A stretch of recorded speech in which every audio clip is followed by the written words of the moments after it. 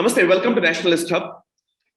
తెలుగు భాషని పరిరక్షించుకోవాలని మనం తెలుగు రాష్ట్రాల్లో కూర్చొని అనేక ఉద్యమాలు చేసేవాళ్ళు ఉన్నారు, ప్రసంగాలు చేసేవాళ్ళు ఉన్నారు, సభలు సమావేశాల ద్వారా తెలుగును పరిరక్షించే ఒక ప్రయత్నం చేసేవాళ్ళు తెలుగు రాష్ట్రాల్లో మనకు కనిపిస్తారు. అది సహజమైన విషయమే.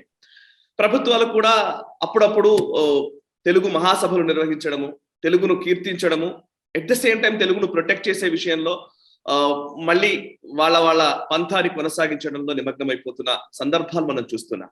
అయితే తెలుగునాట పుట్టి విదేశాల్లో స్థిరపడి యూకే లాంటి దేశంలో ఉంటూ అక్కడ స్థిర నివాసం చేసుకొని యూకేలో బోర్డ్ ఎగ్జామ్స్ లో GCSEలో తెలుగుని సబ్జెక్టుగా పొందుపరచాలనే విషయానికి సంబంధించి పిటిషన్ వేయడమే కాదు, అక్కడ ఒక చిన్నపాటి ఉద్యమాన్ని నిర్వహిస్తూ ఉన్నారు.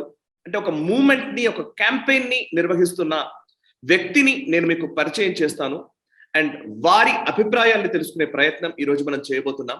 అండ్ అంతేకాదు, యూకేలో స్థిరపడ్డ తెలుగు వారందరూ కూడా తెలుగు సబ్జెక్ట్ ని GCSEలో పొందుపరిచే విషయంలో వారు పిటిషన్ లో సిగ్నేచర్ చేయాల్సిందిగా కూడా నేను విజ్ఞప్తి చేస్తూ, ఎందుకు ఈ సైన్ చేయాలి, ఈ పిటిషన్ ఎందుకు వేయడం జరిగింది, తెలుగు వారికి అంటూ ఒక సబ్జెక్ట్ ని GCSEలో పెట్టాలి అనే ఒక అభిప్రాయం ఎందుకు వస్తోంది, ఎంతమంది తెలుగు వాళ్ళు అసలు యూకేలో నివసిస్తున్నారు, దీని ప్రాధాన్యత గురించి ఈరోజు మనం తెలుసుకునే ప్రయత్నం చేద్దాం. అండ్ తెలుగు కోసం పోరాడుతున్నటువంటి ఆ వ్యక్తిని నేను పరిచయం చేస్తాను. వారి పేరు హేమ ఎల్లాప్రగడ గారు. వారు UK Telugu Hindu association adviser గా వ్యవహరిస్తూ ఉన్నారు. అండ్ అంతేకాదు, యూకే హిందూ ఎడ్యుకేషన్ బోర్డ్ ట్రస్టీగా వారు బాధ్యతలు నిర్వర్తిస్తూ ఉన్నారు. అండ్ అంతేకాదు, standing advisory committee for religious education సాక్రేలో కూడా వారు హిందూయిజం ప్రతినిధిగా వ్యవహరిస్తూ ఉన్నారు. అండ్ హిందూ ధర్మానికి సంబంధించి హిందూ ధర్మాన్ని పరిరక్షించే ఒక మహాయజ్ఞంలో పాలు పంచుకుంటూనే తెలుగు భాష ప్రాధాన్యతను తెలుగు వారిలో క్రియేట్ చేస్తూ, ఆ ప్రాధాన్యతను వివరిస్తూ తెలుగుని GCSE సబ్జెక్ట్ గా పెట్టడంలో యూకే ప్రభుత్వం పైన ఒత్తిడి తీసుకురావడంలో కొంతమేర ప్రయత్నిస్తున్నటువంటి హేమ ఎల్లాప్రగడ గారితో మనం మాట్లాడదాం. వారిని అడిగి ఈ ఉద్యమానికి సంబంధించిన వివరాలు తెలుసుకునే ప్రయత్నం చేద్దాం. నమస్తే హేమాజీ. హేమ గారు, నమస్తే. నిజంగా చాలా గర్వంగా ఉంది. తెలుగు వాళ్ళము ఇక్కడ తెలుగు రాష్ట్రాల్లో ఉన్న వాళ్ళు తెలుగును ఎప్పుడో విస్మరించేశారు. సీరియస్ గా చెప్పాలంటే 90% ఆఫ్ ద పీపుల్, 90% మంది ఆల్రెడీ తెలుగుని విస్మరిస్తూ ఉన్న పరిస్థితుల్లో మనం ఉన్నాము. తెలుగు భాషని లేదా తెలుగుని కాపాడాలనే యూకేలో స్థిరపడ్డ మీరు ప్రయత్నిస్తుండడం నిజంగా అభినందనీయం. ఫస్ట్ నేను నేషనలిస్ట్ హబ్ తరఫున మిమ్మల్ని మనస్ఫూర్తిగా అభినందిస్తూ ఉన్నాను. అండ్ ఈ ప్రోగ్రామ్ కి సంబంధించి, ఈ క్యాంపెయిన్ కి సంబంధించి మొదట మీ ఫస్ట్ రిమార్క్స్ ఏంటి? అసలు ఏంటి ఉద్యమము, దేనికోసం ఈ ప్రయత్నము ఒకసారి వివరిస్తారా, సో దట్ మనం మిగతా అంశాల్లోకి వెళదాం. తప్పకుండా సాయి కుమార్ గారు. అయితే ఒక ఆలోచన నాకేంటి అంటే, ఒక భాష పుట్టి అది అభివృద్ధి చెంది ఒక స్టేజ్ కి రావడం, పరిపూర్ణంగా ఒక స్టేజ్ కి రావడం అనేది ఎన్నో సంవత్సరాలు పడితే కానీ రాదు. కాకపోతే ఒక భాష పోవడానికి మాత్రం ఒక్క జనరేషన్ చాలు. ఇప్పుడు నా పిల్లలు భాష మాట్లాడకపోతే వాళ్ళ పిల్లలు మాట్లాడరు. అండ్ భాషలో ఎన్నో దాగి ఉంటాయి. ఒక చరిత్ర దాగి ఉంటుంది, మన సంస్కృతి దాగి ఉంటుంది, తెలుగు వారి ఎమోషన్స్ దాగి ఉంటాయి. సో ఇవన్నీ కూడా we're going to lose all of that. అంటే ఒక్క జనరేషన్ అంటే ఒక 50 years లో మొత్తము అన్ని ఏళ్ళ ప్రయత్నము, అన్ని ఏళ్ళ డెవలప్మెంట్ ఆఫ్ లాంగ్వేజ్ అంతా వెళ్ళిపోతుంది. లైక్ ఫర్ ఎగ్జాంపుల్, ఇక్కడ వెల్ష్ లాంగ్వేజ్ తీసుకున్నాం అనుకోండి. వెల్ష్ లాంగ్వేజ్ పోవడానికి రీసెర్చ్ చేసి చూస్తే 50 years లో ఎంత డ్రాస్టిక్ చేంజ్ వచ్చేసి పోయింది అంటే, ఇప్పుడు చాలా తక్కువ మంది వెల్ష్ లాంగ్వేజ్ ఇక్కడ యూకేలో మాట్లాడగలుగుతున్నారు. సో అలాంటి పరిస్థితి మన తెలుగు వాళ్ళకి రావద్దు, మన భాషని మనం వదులుకోవద్దు అన్న ప్రయత్నమే జరుగుతుంది. ఓకే, సో మీరు ప్రయత్నం చేస్తూ ఉన్నారు, ప్రయత్నానికి మద్దతు వస్తోందా?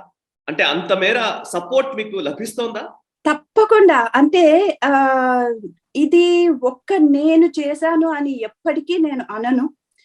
మా టీం మెంబర్స్ ఉన్నారు. అది కాకుండా ఎంతో మంది influencers, well wishers, also organizations, Telugu organizations and also Indian organizations మనతో పాటు ఉండి హెల్ప్ చేశారు. ఈ సిగ్నేచర్స్ ఒక్కళ్ళ వల్ల జరిగేది కాదు. I give credit to everyone. ఎంతో మంది ప్రయత్నాలు అండ్ వాళ్ళ సపోర్ట్ వల్లనే ఇది జరిగిందని నాకు అనిపిస్తుంది. కాకపోతే కొన్ని ఛాలెంజెస్ ఉండే, but we were able to go over the challenges. మంచిగా మాట్లాడి కన్విన్స్ చేయాల్సి వచ్చింది. అవన్నీ చేసి ముందుకు వెళ్ళామన్నమాట. Okay, so GCSE general certificate of secondary examination అనేది యూకే బోర్డ్ లైక్ మన SSC లాంటిది అనుకుంటే గనక, సో ఒక బోర్డ్ ఎగ్జామ్ లో తెలుగు ఉండడం అనేది మీరు తెలుగు సబ్జెక్ట్ అనేది కూడా ఉంచాలి అనేది మీ డిమాండ్ లేదా మీ ఆకాంక్ష, అభిలాష. సో ఆఫ్ కోర్స్ తెలుగు వాళ్ళందరూ అభిలాష. సో ఈ టైంలో ఎందుకు తెలుగు సబ్జెక్ట్ ని మీరు ఇంతగా అందులో పెట్టాలని అంటున్నారు? మిగతా సబ్జెక్ట్స్ ఏవేవి ఉన్నాయి? ఇండియన్ లాంగ్వేజెస్ ఏమైనా ఉన్నాయా? ఏ లాంగ్వేజెస్ ఉన్నాయి? అవి ఎలా వచ్చాయి? తెలుగు ఎందుకు లేదు? అయితే ఇండియన్ లాంగ్వేజెస్ ఉన్నాయి. ఇండియన్ లాంగ్వేజెస్ అనే కాదు, చాలా లాంగ్వేజెస్ ఉన్నాయి మనకి ఇక్కడ. యూకేలో దే ఎంకరేజ్ లింగ్విస్టిక్ డైవర్సిటీ అన్నమాట. And there is a provision here encouraging linguistic diversity. Turkish ani, Polish ani, French ani, German ani అన్ని భాషలు ఉన్నాయి. ఇండియన్ భాషలకు వచ్చేసరికి మనకి హిందీ, సంస్కృతము, also Gujarati, Bengali, Tamil and Punjabi languages లాంటివి ఉన్నాయి అన్నమాట. వాళ్ళంతా ఈ డిఫరెంట్ ప్రాసెస్ లో వెళ్ళారు. మనం కూడా ఆ ప్రాసెస్ లో వెళ్ళడానికి ట్రై చేసాము, కానీ అది వర్కౌట్ కాలేదు. I will tell you why. ఎందుకు అంటే ఈ ఇండియన్ డయోస్పోరా ఏదైతే ఉందో, ఎస్పెషల్లీ పంజాబీ వాళ్ళు ఉన్నారు అనుకోండి, ఒక క్లస్టర్స్ లో వాళ్ళు సెటిల్ అయ్యారు యూకేలో. మనకి పంజాబీ వాళ్ళు ఒక సౌత్ ఆల్ అనగానే పంజాబీ వాళ్ళు ఉంటారు, వెంబలీ అనగానే గుజరాతీ వాళ్ళ పాపులేషన్, హారో అనగానే గుజరాతీ వాళ్ళ పాపులేషన్. అలా ఒక ప్లేస్ పేరు తమిళియన్స్ అనగానే ఈస్టామ్ లో ఉంటారు వాళ్ళు. అక్కడ చాలా క్లస్టర్స్ లో వాళ్ళు సెటిల్ అయ్యారు బికాస్ ఆఫ్ డిఫరెంట్ రీజన్స్. అది it could be industrial labour లాగా, వర్కర్స్ లాగా వచ్చి ఉండొచ్చు పంజాబీ వాళ్ళు, కాబట్టి ఇండస్ట్రియల్ ఏరియాస్ లో సెటిల్ అయ్యారా అని అనుకోవచ్చు. గుజరాతీస్ వాళ్ళ బిజినెసెస్ పరంగా వచ్చారు, వాళ్ళు దాని ప్రకారంగా వాళ్ళు క్లస్టర్స్ లో సెటిల్ అయ్యారు. మనము తెలుగు వాళ్ళకి వచ్చేసరికి మాత్రం తెలుగు వాళ్ళు హైలీ పెయిడ్ ప్రొఫెషనల్ జాబ్స్ లో వచ్చారు. ఈదర్ డాక్టర్స్ లాగా వచ్చారు, లేదా IT ఇండస్ట్రీ వల్ల వచ్చారు ఇక్కడికి. సో వాళ్ళ జాబ్స్ అంతా they are completely spread out. అంటే ఒక ఏరియాలో వీళ్ళు మన తెలుగు వాళ్ళు ఉన్నారు అని అంటే లండన్ లో ఉంటారు, but to be honest with you, London లో ఎవరు లేరు. లండన్ లో అన్ని రకాల భాషల వాళ్ళ పీపుల్ ఉంటారు, because it's a city, all kinds of people are there. అలా కాకుండా ఒక క్లస్టర్ లో తెలుగు వాళ్ళు ఎక్కడున్నారు అని అంటే అంత బిగ్ క్లస్టర్స్ గుజరాతీ వాళ్ళకు ఉన్నట్టుగా, పంజాబీ వాళ్ళకు ఉన్నట్టుగా మనకి లేరన్నమాట. So we are thinly spread around. So దీనివల్ల మనకి ఏమైంది అంటే అంత స్ట్రెంగ్త్ లేదు. యాజ్ అ కమ్యూనిటీ మనకి అంత స్ట్రెంగ్త్ అక్కడ ఉన్న ఎంపీలని ఇన్ఫ్లుయెన్స్ చేయడానికి కానీ, కౌన్సిలర్స్ ఇన్ఫ్లుయెన్స్ చేసి మన భాషని ఇంకా ముందుకు తీసుకెళ్ళడానికి కొంచెం కష్టమే అయింది. నార్మల్గా ఎలా చేస్తారు అంటే, మీరు అడిగారు కాబట్టి ప్రాసెస్ వాళ్ళు ఎలా చేశారు అని మీరు అడిగారు కాబట్టి చెప్తున్నాను. అది వాళ్ళు ఎలా అంటే, ఫస్ట్ వాళ్ళ డెమోగ్రఫీలో ఎంతమంది ఉన్నారు అదంతా చూపించి, తర్వాత కౌన్సిలర్స్ ని అప్రోచ్ అయ్యి, ఆ తర్వాత ఎగ్జామినేషన్ బోర్డ్స్ ని అప్రోచ్ అయ్యి, and then department of education approach అయ్యి వాళ్ళ స్టాటిస్టిక్స్ అన్ని చూపించుకొని, దెన్ ఒక సిలబస్ లాంటిది ఫామ్ చేసి ఎక్స్పర్ట్స్ తోని, ఆ సిలబస్ ఎలా ఉండాలి అంటే, ఎగ్జామినేషన్ బోర్డు చూసేది ఏంటి అంటే, ఒక సిలబస్ ఫామ్ అయినప్పుడు ఆ సిలబస్ లో ఒక పిల్లవాడు కానివ్వండి, ఒక అమ్మాయి కానివ్వండి, వాళ్ళ ప్రోగ్రెస్ ఎలా ఉంటుంది, ఆ సిలబస్ లో ఆ స్ట్రక్చర్ లో వాళ్ళ నాలెడ్జ్ డీపెన్ అవుతుందా, అదంతా చూస్తారనమాట. And then once they have successfully analysed and seen that it is effective syllabus, then they give out అనమాట పర్మిషన్ టు గో అహెడ్. అయితే ఈ తెలుగు భాష రావడం వల్ల జస్ట్ భాష మాత్రమే కాదు, మనకి డిఫరెంట్ డోర్స్ కూడా ఓపెన్ అవుతాయి. ఫర్ ఎగ్జాంపుల్ ఈ పంజాబీ, గుజరాతీ వాళ్ళకి first step in the door ఏంటి అంటే అది GCSE తెప్పించుకోవడం. ఆ తర్వాత గవర్నమెంట్ డాక్యుమెంట్స్ వాటిల్లో కూడా వాళ్ళకి పంజాబీ వాళ్ళకి మాకు పంజాబీ డాక్యుమెంట్స్ కావాలి, ఇంగ్లీష్లో కాదు మాకు మా పంజాబీలో కావాలి అంటే మొత్తం డాక్యుమెంట్స్ అంటే NHS ఇన్ఫర్మేషన్ లీఫ్లెట్స్ కానివ్వండి, అదర్ డాక్యుమెంట్స్ కానివ్వండి, గవర్నమెంట్ పరంగా వచ్చేవన్నీ చేసిస్తారు అన్నమాట. ఓకే, సో మీరు చెప్తున్నట్టుగా తెలుగు సబ్జెక్ట్ అనేది కేవలం ఇప్పుడు మనం ఒక GCSE లో పెట్టడం అనేది ఎందుకు ఇంపార్టెంట్ అనేదానికి మీరు రీజన్స్ లోకి వస్తున్నారు. అయితే ఒక క్వశ్చన్ ఉంది, మీరు ఇందాక చెప్పిన దాంట్లో తెలుగు వాళ్ళు విభిన్న ప్రాంతాల్లో స్ప్రెడ్ అవ్వడం వల్ల మనం ఒకే ఒక కాన్సెన్సస్ తీసుకొచ్చి మనం GCSE లో ఈ తెలుగు సబ్జెక్ట్ ని పొందుపరచడంలో కొంచెం ఇబ్బంది పడ్డాము అని అంటున్నారు మీరు. ఈ రోజు ఆల్మోస్ట్ 10,000 పైచిలుకు సిగ్నేచర్స్ వచ్చాయి ఈ పిటిషన్ కి. మీరు ఏదైతే పిటిషన్ పెట్టారో అంటే మామూలుగా ప్రాసెస్ ఎలా ఉంటుంది? మీరు పిటిషన్ అనేది డైరెక్ట్ గా గవర్నమెంట్ కి పిటిషన్ పెట్టడం జరిగింది. సరే, దానికి పిటిషన్ ప్రకారం చూస్తే 1,00,000 సిగ్నేచర్స్ వస్తే పార్లమెంట్ లో కూడా చర్చ జరుగుతుంది అనేది చెప్తున్నమాట. సో పిటిషన్ అనేదే ప్రాసెసా, ఇంకా వేరే ప్రాసెస్ ఉండిందా? మీరు పిటిషన్ ఎందుకు ఎంచుకున్నారు? చాలా మంచి ప్రశ్న సాయి కుమార్ గారు. అయితే ఆల్రెడీ ఐ వాజ్ ఇన్వాల్వ్డ్ అన్నమాట. ఒక తెలుగుబడి వాళ్ళు వాళ్ళ ప్రాసెస్ చేయడము అదంతా ఐ వాజ్ దేర్ అన్నమాట. చూసింది ఏంటి అంటే అంత ఈజీ కాలేదు. నేను అంటే మా సెన్సెస్ అవేర్నెస్ క్యాంపెయిన్ చేసినప్పుడు కూడా అందరితోని మాట్లాడేటప్పుడు వాళ్ళు తెలుగుబడిలో ఎవరెవరైతే రన్ చేస్తున్నారో వాళ్ళంతా చెప్పింది ఏంటి అంటే ఆ ప్రోగ్రెస్ ఏదైతే చార్ట్ చేసి చూపించగలగాలో, ఒక సిలబస్ తయారు చేసి దాంట్లో చిల్డ్రన్ ప్రోగ్రెస్ చార్ట్ చేసి చూపించడం అన్నది కొంచెం కష్టమే అయింది అందరికి. ఎందుకు అంటే పిల్లలు కూడా ఒక ప్లేస్ లో కాన్సన్ట్రేటెడ్ గా మనకి లేరు కాబట్టి చాలా తక్కువ మంది పిల్లలు వస్తారు. ఆ పిల్లలలో కొందరు డ్రాప్ అవుట్స్ ఉంటారు. సో అది కన్సిస్టెంట్ గా ఆ క్లాస్ రన్ అయ్యి ఆ ప్రోగ్రెస్ చూపించడం అన్నది కొంచెం ఛాలెంజింగ్ విషయం లాగా వాళ్ళకి అనిపించింది. అంటే I have personally seen in Telugubadi అన్నమాట. కాబట్టి అది అక్కడ డిపార్ట్మెంట్ ఆఫ్ ఎడ్యుకేషన్ కి వెళ్ళి అండ్ ఆల్సో అక్కడ దాకా వెళ్ళి ఆగిపోతున్నాయి అన్నమాట. ఇంకా అహెడ్ వెళ్ళడానికి కొంచెం హిండరెన్స్ ఉంది.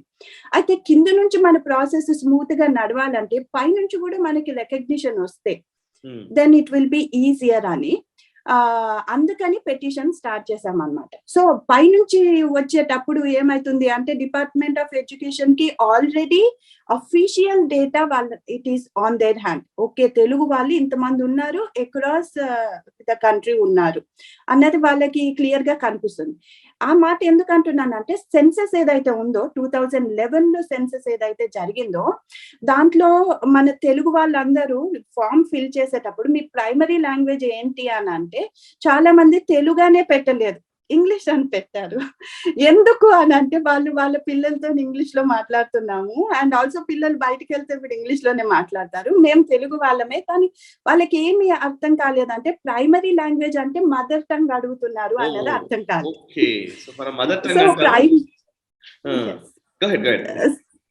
సో ప్రైమరీ లాంగ్వేజ్ అంటే మదర్ టంగ్ పెట్టాలి అన్నది ఒక అంటే we have interacted with national statistics department as well. వాళ్ళ ఆఫీసర్స్ తో ఇంటరాక్ట్ అయ్యి మీరు మదర్ టంగ్ అని అడిగితే మా వాళ్ళకి తెలిసేది, అందరు ఇంగ్లీష్ అని పెడుతున్నారు కాబట్టి మా numbers to be honest with you 2011 లో మనకి ఓన్లీ 14,000 ఇండియా తెలుగు వాళ్ళు ఉన్నారు అని స్టాటిస్టిక్స్ లో వచ్చింది మొత్తం యూకే వ్యాప్తంగా. అండ్ ఓన్లీ లండన్ లో 10,000 ఉన్నారు అండ్ వేరే సిటీస్ లో అంతా కలిపి 14,946 అన్నట్టుగా అన్నారు అన్నమాట. బట్ ఇప్పుడు చాలా మంది ఉంటారు అసలు లండన్ లోనే దగ్గర 30, 40, 50,000 అక్కడనే ఉంటారు. అంటే I'm giving very conservative figures ఎందుకంటే I don't want to say more. మనకి statistics report is coming up, మనకి నెక్స్ట్ ఇయర్ వస్తుంది స్టాటిస్టిక్స్ రిపోర్ట్. సో ఆ క్యాంపెయిన్ రన్ చేసినప్పుడు అందరినీ తెలుగు భాష పెట్టండి అని రిక్వెస్ట్ చేశామన్నమాట. సో అది ఆఫీసర్స్ కి, coming back to our original point, officers కి డేటా ఏముంది అంటే వీళ్ళు 14,000 ఉన్నారు అన్నట్టే ఉంది కదా, బికాస్ వాళ్ళు వాళ్ళ డేటా ప్రకారం అంతే. అంతే. ఎప్పుడైనా గవర్నమెంట్ వాళ్ళ డాక్యుమెంట్స్ నే ఎవిడెన్స్ లాగా తీసుకుంటారు, కానీ లేదండి మాకు ఇన్ని ఆర్గనైజేషన్స్ ఉన్నాయి, వాళ్ళంతా ఇది ఎస్టిమేటెడ్ గా ఇస్తున్నారు, సో ఇవి తీసుకోండి అని అంటే మనము ఇంకా ఎక్కువ చేసి చెప్తున్నామని అనుకుంటారే కానీ అది అంత కన్సిడరేషన్ లోకి తీసుకోరు. ఇప్పుడు ఈ డేటా ఏదైతే ఉందో పార్లమెంట్ ద్వారా వచ్చిన పెటిషన్లలో సైన్ చేసిన డేటా ఏదైతే ఉందో అది వాళ్ళకి అఫీషియల్ డాక్యుమెంటే అవుతుంది అపార్ట్ ఫ్రమ్ 2011. సో వాళ్ళు అక్కడి నుంచి తీసుకోవచ్చు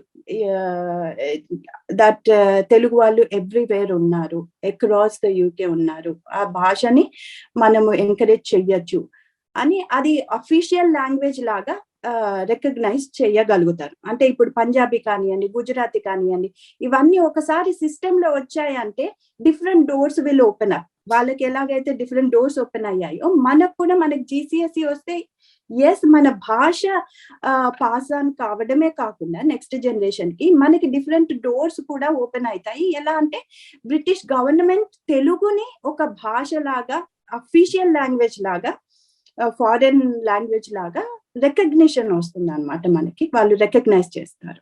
రికగ్నైజ్ చేయడం వల్ల ప్రయోజనాలు ఏమైనా చెప్పగలుగుతారా? ఇంకా అంటే ఇప్పుడు మీరు ఇందాక ఒక లీఫ్లెట్స్ కానివ్వండి, ప్రభుత్వం ఏదైనా ప్రకటనలు చేసినా, వాళ్ళు ఇచ్చే ఏదైనా అధికారిక పత్రాలు ఆయా భాషల్లో వస్తాయని అంటున్నారు కదా, సో దాంతో పాటు ఇంకా తెలుగు డయాస్పరాకి ఇంకా ప్రయోజనాలు ఏమైనా ఉన్నాయా?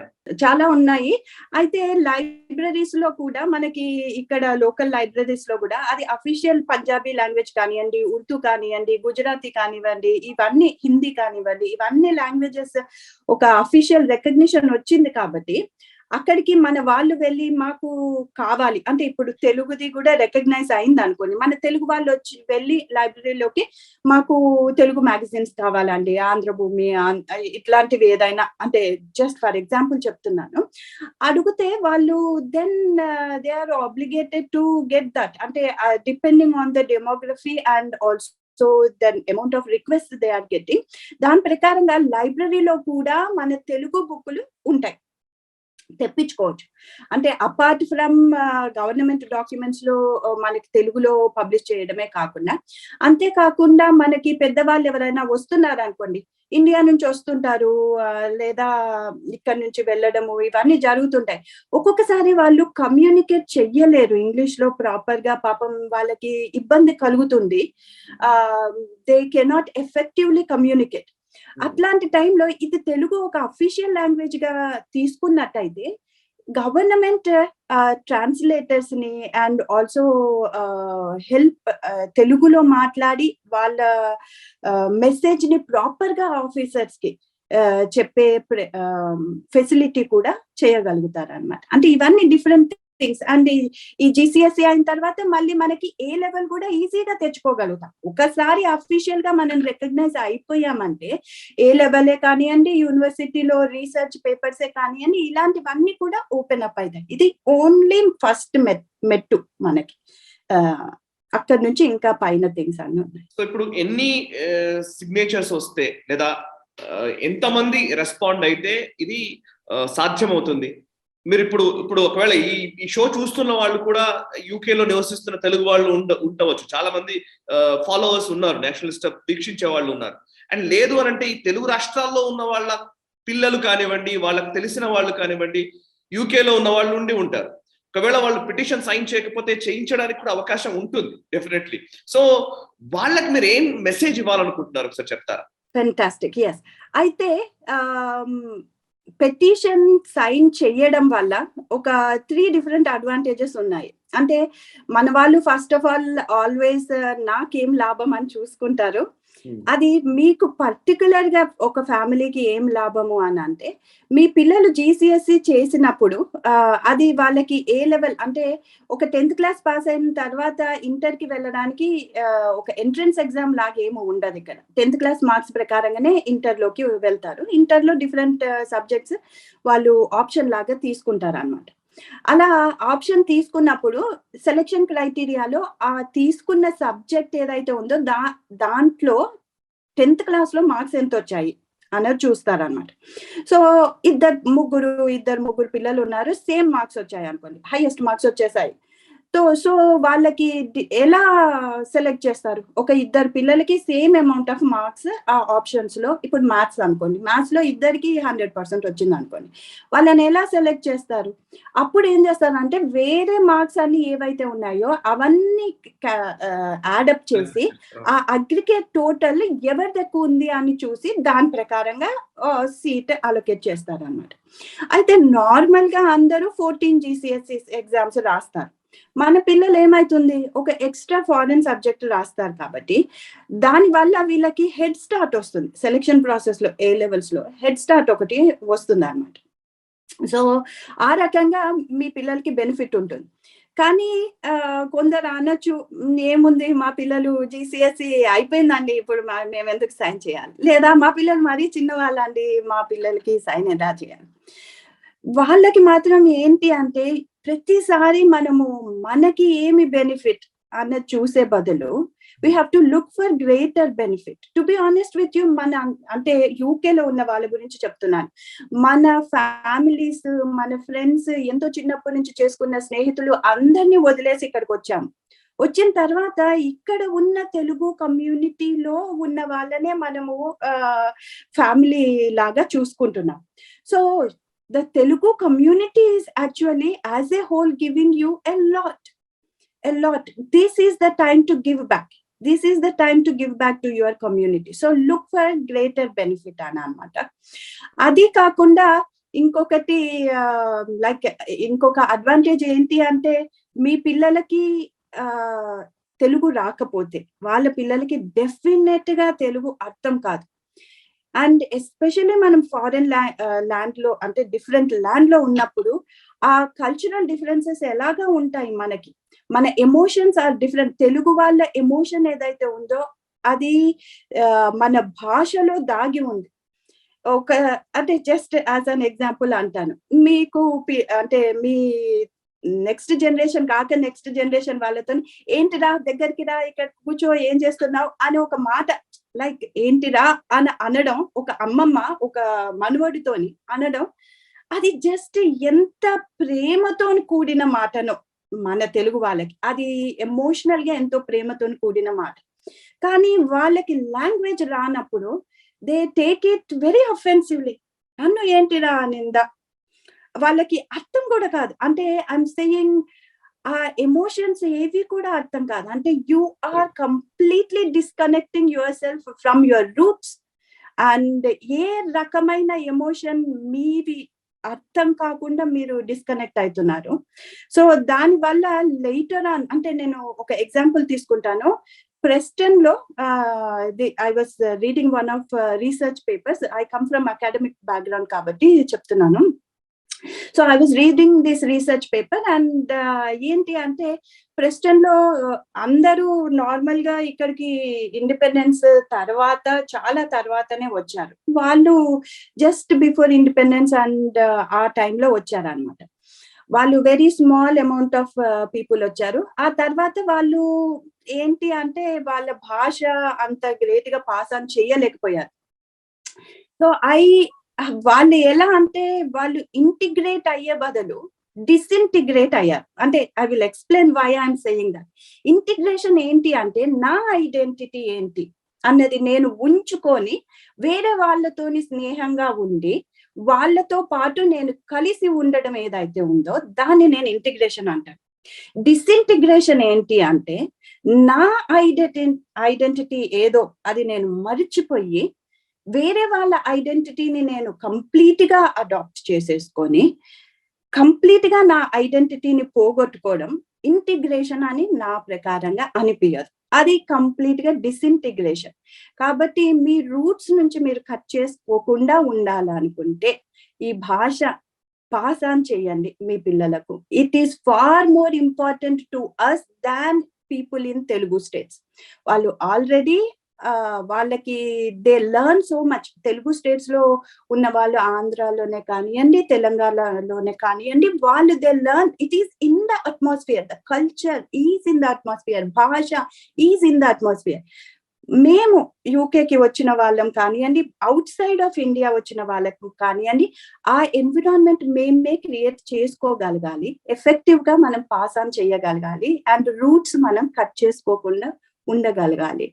అంటే ఇంటిగ్రేట్ కావాలి, ఎఫెక్టివ్ గా డిసింటిగ్రేట్ కావద్దు. సో సైన్ చేయాలంటే ఏంటి ప్రాసెస్ ఒకసారి చెప్తారా? అది మనది జస్ట్ గూగుల్, ఈ మధ్యలో గూగుల్ అందరూ చేయగలుగుతున్నారు, ఏం లేదు. Telugu petition, parliament petition UK అని మీరు గూగుల్ చేస్తే వచ్చేస్తుంది అది. అది మీరు సైన్ చేసిన తర్వాత, అంటే జస్ట్ సైన్ అంటే మీరు రెసిడెంట్ అయి ఉండాలి, అంటే క్రైటీరియాస్ చెప్తున్నాను.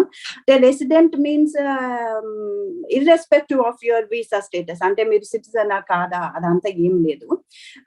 జస్ట్ సిటిజన్ అయినా పర్వాలేదు, సిటిజన్ కాకపోయినా పర్వాలేదు, అది వాళ్ళ కేటగిరీ. ఫస్ట్ టిక్ చేయాలి, తర్వాత మీ పేరు రాసి, తర్వాత మీ ఇంటి అడ్రస్, అంటే ఒక పోస్ట్ కోడ్ ఉంటుంది కదా మనది, అది రాయాలన్నమాట. అంటే వాళ్ళకి తెలుస్తుంది, ఓకే ఈ పోస్ట్ కోడ్ నుంచి మనకు వచ్చింది ఈ సిగ్నేచర్ అన్నది. కాబట్టి ఆ పోస్ట్ కోడ్ రాసేసి దెన్ యూ సే సైన్. తర్వాత అది ఈమెయిల్ కన్ఫర్మేషన్ కి వెళ్తుంది అనమాట. మనం ఏ ఈమెయిల్ ఇస్తామో అది కన్ఫర్మేషన్ కి వెళ్తుంది. అక్కడికి వెళ్ళి మళ్ళీ కన్ఫర్మ్ చేస్తే మన సిగ్నేచర్ చేసినట్టుగా ఇట్ విల్ కౌంట్ అన్నమాట పార్లమెంట్. ఏమైనా క్వెరీస్ ఉంటే కనుక, ఏమైనా సమాచారం కావాలి అని అంటే కనుక ఎలా కాంటాక్ట్ చేయాలి? యూకే తెలుగు హిందూ అసోసియేషన్ ఎలా కాంటాక్ట్ చేయాలి? దానికి సంబంధించి ఏమైనా చెప్తారా? సో దట్ మనం వీడియో డిస్క్రిప్షన్ లో కూడా పెట్టవచ్చు. Yes, we have presence on Facebook, Twitter and also Instagram. అయితే మీరు ఈమెయిల్ రాయాలనుకుంటే గిన utohelpdesk@gmail.com, అంటే UTHO UK Telugu Hindu organization helpdesk@gmail.com. ఆ డీటెయిల్స్ కొన్ని, ఎవరైనా క్వెరీస్ ఉన్న వాళ్ళకి డీటెయిల్స్ కొన్ని నాకు ఫార్వర్డ్ చేయండి. డెఫినెట్ గా నేను ఈ వీడియో డిస్క్రిప్షన్ లో పెడతాను హేమ గారు.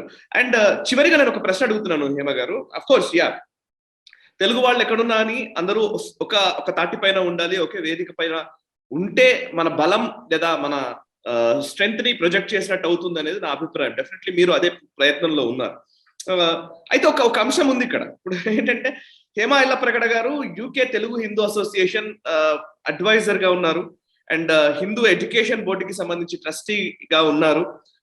డెఫినెట్లీ హిందూ అంశాలకు సంబంధించి మీరు పోరాడుతూ ఉన్నారు. బట్ తెలుగు వాళ్ళై ఉండి వేరే మతాల వాళ్ళైతే మీరు వాళ్ళకు సపోర్ట్ చేస్తారా? ఈ ప్రశ్న అవుట్ ఆఫ్ క్యూరియాసిటీ అడుగుతున్నదే. డెఫినెట్లీ ఈ ప్రశ్న మిమ్మల్ని కూడా చాలా మంది అడిగి ఉండవచ్చు. వేరే మతాల వాళ్ళు ఒకవేళ తెలుగు వాళ్ళు అయ్యి ఉంటే ఈ అసోసియేషన్ ఎట్లా చూడాలి అండ్ మీ అభిప్రాయాలు చెప్తారు? తప్పకుండా. అది నా ఐడెంటిటీ. హిందువుని నేను అని చెప్పుకునేది ఏదైతే ఉందో అది నా ఐడెంటిటీ. దాని అంటే this was a challenge we faced. ఎలా అంటే నేను అందరు ఆర్గనైజేషన్స్ ని నేను కాంటాక్ట్ చేసి మాట్లాడేటప్పుడు కొందరు ఆర్గనైజేషన్స్ మాత్రం క్లియర్ గా అన్నారు, హేమ గారు మా దగ్గర క్రిస్టియన్ తెలుగు వాళ్ళు ఉన్నారండి, ముస్లిం తెలుగు వాళ్ళు ఉన్నారు అని అంటే, నేను అన్న భాషకి కులం ఏంటి, భాషకి మతం ఏంటి? భాష అది. ఓకే, వేమన చెప్పిన మాటలు, వేమన కులం ఏంటి అని, వేమన మతం ఏంటి అని మనం చూడము. అవి వైజ్ వర్డ్స్. మనం అవి యాజ్ ఇట్ ఈస్ మనం తీసుకొని మన లైఫ్ లో యూజ్ చేసుకునే విషయాలు అవి. కాబట్టి ఒక భాషకి మతాన్ని కానీ ఒక కులాన్ని కానీ పెట్టద్దు. మీరు కూడా వాళ్ళతో మాట్లాడినప్పుడు ఇది మన భాష కోసం చేస్తున్నామన్నది చెప్పండి. అంతేకాకుండా నాకు ఇది ఒక్క విషయం అర్థం కాదు, ఆనెస్ట్లీ ఒక్క విషయం అర్థం కాదు. నేను అన్నందుకు ఏం అనుకోవద్దు, కానీ నేను ఒక హిందువుని అని చెప్పినంత మాత్రాన I'm against Muslims and I'm against Christians అన్న ఈ విపరీత అర్థం ఏదైతే ఉందో, ఎవరైతే తీస్తారో అది నాకు అర్థం కాదు. అది it is hard to understand. ఎందుకంటే నాకు యాపిల్ ఇష్టం అవుతుంది అంటే ఐ హేట్ ఆరెంజెస్ అని అయితే అర్థం ఎలా వస్తుంది అన్నది నాకు అర్థం కాదనమాట. కరెక్ట్, మీరు అన్నది కరెక్ట్. నేను దాన్ని పూర్తిగా సమర్థిస్తూ ఉన్నాను. అఫ్ కోర్స్ నాకు ఇట్లాంటి ఛాలెంజెస్ ఉన్నాయి. హిందువుని అని చెప్తే ఒకవేళ అదేదో ఇంకో మతానికి వ్యతిరేకం అనే భావన రావడమే ఫస్ట్ తప్పు. థ్యాంక్స్ అలాట్, మీరు దాన్ని చాలా అద్భుతంగా వివరించారు. తెలుగు హిందూ అసోసియేషన్ యూకే లో ఉంటూ మీరు చేస్తున్న మీ ప్రయత్నం సఫలం కావాలని నేను కూడా కోరుకుంటున్నాను. అండ్ చివరిగా ఏమైనా మీరు ప్రేక్షకులకు ఏమైనా చెప్పాలనుకుంటున్నారా? ఏమైనా ఎనీ రిక్వెస్ట్ ఆర్ విజ్ఞప్తి ఏమైనా చేస్తారా?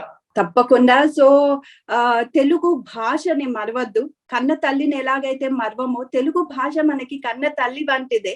కాబట్టి తప్పకుండా సపోర్ట్ చేయండి. మీరు సైన్ తప్పకుండా చెయ్యండి. చేయగలిగితే తప్పకుండా చెయ్యండి. ఎందుకంటే ప్రేక్షకులు కొందరు ఇండియా నుంచి కూడా ఉంటారు కాబట్టి నేను ఆ మాట అనాల్సి వచ్చింది. కాకపోతే మీరు యూకేలో ఉన్నట్టయితే ఈ ఆపర్చునిటీ మిస్ కాకండి. సైన్ చేయండి. ఇది ఒక్క తెలుగు GCSE మీ పిల్లలు రాయాలి అనే కాదు, it opens up lots of other doors as well. అందుకని తప్పకుండా సపోర్ట్ చేయండి ఈ పిటిషన్ ని. Thank you very much Hema Yellapragada గారు. Thanks a lot. మీరు ఇక్కడ నుంచి వేరే దేశాలకు వెళ్ళి స్థిరపడ్డప్పటికీ ఇంకా ఈ మాతృభూమి పట్ల మీ ప్రేమను కొనసాగిస్తున్నందుకు, మీరు మాతృభూమి రుణం తీర్చుకునే ప్రయత్నంలో నిమగ్నమైనందుకు ఖచ్చితంగా మిమ్మల్ని నేషనలిస్ట్ తరపున నేను అభినందిస్తూ ఉన్నాను. మీ ప్రయత్నం విజయవంతం కావాలని కోరుతూ ఉన్నాను. అండ్ ప్రజలకు కూడా విజ్ఞప్తి చేస్తున్నాను. Thanks a lot. మీరు మీ టైం ని మాతో స్పెండ్ చేసినందుకు, మాకు చాలా విషయాలు వివరించినందుకు థ్యాంక్స్ అలాట్. చూసారు కదా, అది హేమ ఎల్లప్రగడ గారి ప్రయత్నం. యూకే తెలుగు హిందూ అసోసియేషన్ తరపున వారు GCSEలో యూకేలోని ఈ యూకేలోని బోర్డు అది ఈ GCSEలో తెలుగు సబ్జెక్ట్ ని పొందుపరచాలనే విషయానికి సంబంధించి పిటిషన్ దాఖలు చేయడం జరిగింది. ఆ పిటిషన్ కి ఇప్పటికే మంచి స్పందన వస్తోంది. 10,000 పైచిలకు సిగ్నేచర్ వచ్చినట్టుగా మనకు తెలుస్తోంది. సో 10,000 మాత్రమే కాదు, ఇంకా ఎక్కువ మంది అంటే యూకేలో స్థిరపడ్డ లేదా యూకేలో రెసిడెంట్ గా ఉన్న వాళ్ళందరూ కూడా పిటిషన్ ని సైన్ చేయాలని నేషనలిస్ట్ హబ్ తరఫున నేను కూడా విజ్ఞప్తి చేస్తున్నాను. అంటే తెలుగు సబ్జెక్ట్ ని GCSEలో పెట్టడం అంటే మన పిల్లలు ఆ GCSEకి రాస్తున్నారు లేకపోతే దాంతో సంబంధం లేదు. తెలుగుని అధికారికంగా యూకే ప్రభుత్వం గుర్తించడానికి ఒక అవకాశంగా దీన్ని చూద్దాం. దీని ద్వారా రాబోయే రోజుల్లో తెలుగు ప్రాంతానికి చెందిన వాళ్ళందరూ కూడా వాళ్ళ ప్రవాసాంధ్రులకి లేదా ప్రవాస తెలంగాణీయులకి అక్కడ ఒక వేదికగా అధికారికంగా ఏర్పాటయ్యే అవకాశాలు కనబడుతూ ఉన్నాయి. యూకే ప్రభుత్వం దానికి సంబంధించి మనకు మద్దతుగా నిలవాలి అనంటే ఇది ఒక అవకాశంగా మనం పరిగణిద్దాం. ఈ పిటిషన్ మీద ఒకవేళ సైన్ చేయనట్లయితే ఇప్పుడు సైన్ చేసే ప్రయత్నం చేయండి. అండ్ మీకు తెలిసిన వారి చేత కూడా సైన్ చేయించండి. అండ్ యూకేలో స్థిరపడ్డ వాళ్ళ బంధువులు కానీ మిత్రులు కానీ లేకపోతే తెలుగు నాట నివసిస్తున్న వాళ్ళు ఎవరైనా ఉన్నా ఈ వీడియో చూస్తే కనుక ఖచ్చితంగా మీకు తెలిసిన వారికి చెప్పండి. యూకేలో వాళ్ళకి చెప్పి ఈ పిటిషన్ ని సైన్ చేసే విధంగా వాళ్ళని ప్రోత్సహించండి, ప్రేరేపించండి. అండ్ అంతేకాదు చివరిగా దీంట్లో ఏమైనా క్వెరీస్ ఉంటే కనుక, మీకు ఏమైనా సందేహాలు ఉంటే కనుక వాటిని నివృత్తి చేసుకోవడం కోసం హేమ ఎల్లప్రగడ గారి అసోసియేషన్ కి సంబంధించి కావచ్చు, ఈ మూవ్మెంట్ కి సంబంధించిన వివరాలను తెలియజేసే విధంగా కాంటాక్ట్ డీటెయిల్స్ కూడా నేను ఈ వీడియో డిస్క్రిప్షన్ లో పొందుపరుస్తున్నాను. వాటిని బేస్ చేసుకొని మీరు మీ క్వెరీస్ ని నివృత్తి చేసుకోవచ్చు. Thank you very much for watching. Nationalist hub మనసా వాచా కర్మణ దేశ హితం కోసం పనిచేస్తోంది అండ్ జాతీయవాద జర్నలిజాన్ని మీకు అందించే ప్రయత్నం చేస్తోంది. ఈ ప్రయత్నంలో భాగంగానే ఈ వీడియో ద్వారా మేము మీ ముందుకు వచ్చాము. ఈ వీడియో నచ్చితే లైక్ చేయండి, 10 మందికి షేర్ చేయండి, మీ కమెంట్స్ రూపంలో మీ అభిప్రాయాలు మాతో పంచుకోండి.